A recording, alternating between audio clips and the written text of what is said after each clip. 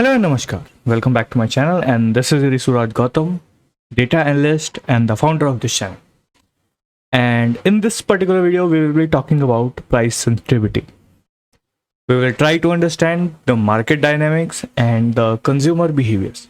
So let's start. So the very first question is, what is price sensitivity, or in other terms we say elasticity?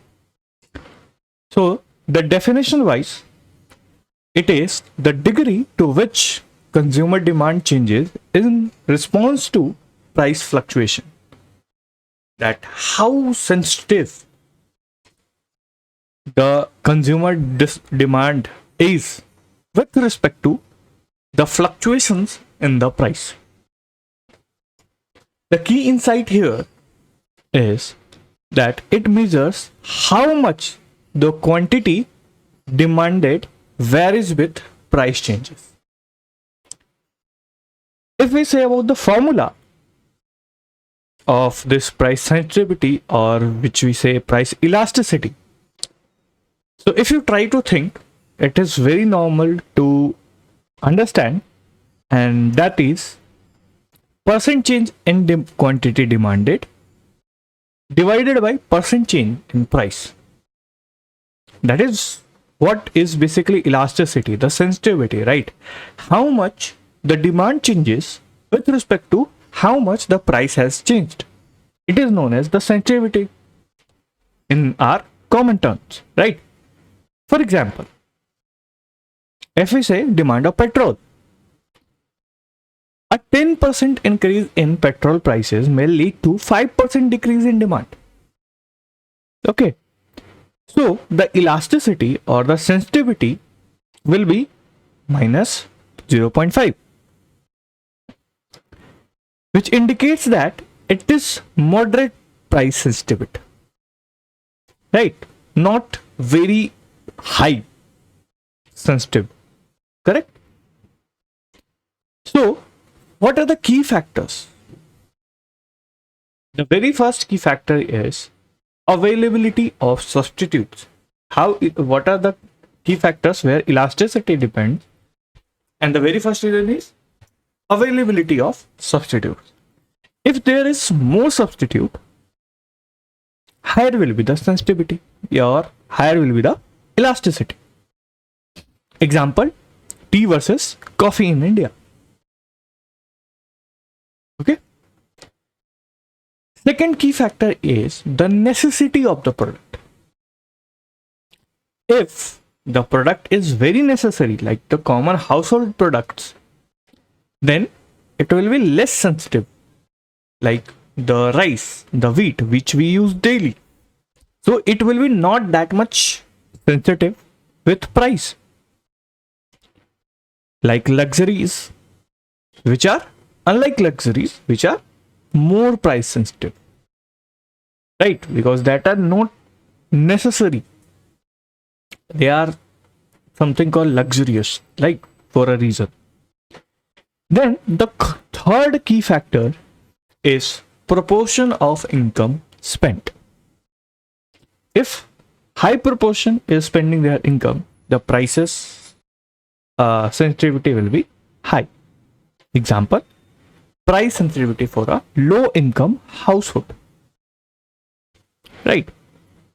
So let's understand these sensitive and insensitive products. Let's see some products. So first we will talk about price sensitive products. What are these? So the very first, which is common in our houses, that is tea and coffee. Second can be non-branded clothing, which are like price sensitive, right? Or generic medicines. Now let's talk about price insensitive products. What are they?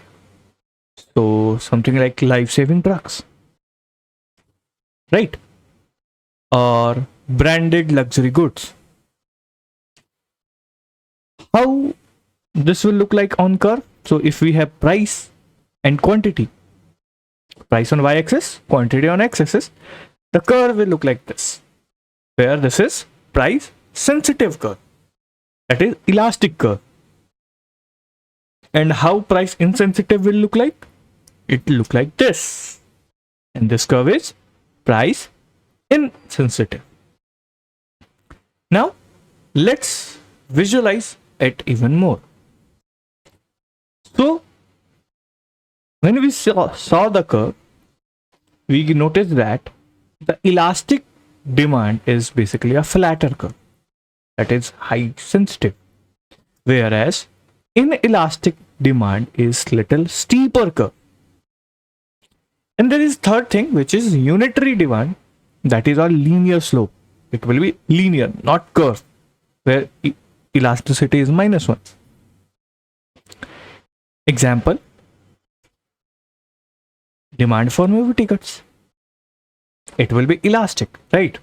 If there will be more demand, the prices will be less. Or we can say opposite, that is, if less price is there, there will be more demand. And if we talk about inelastic, then let's say demand for insulin, right? So again, it will look like this, where this curve is elastic and this is inelastic. So what are the key takeaways?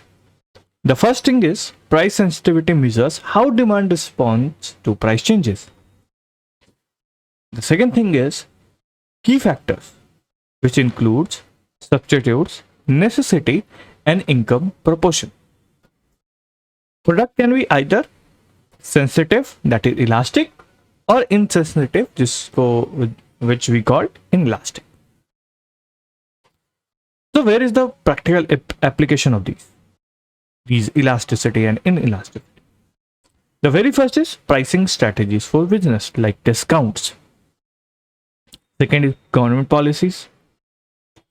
And the very third thing is consumer decision making. There will be more and more application, but these are some key areas. So I hope you understand this. Thank you.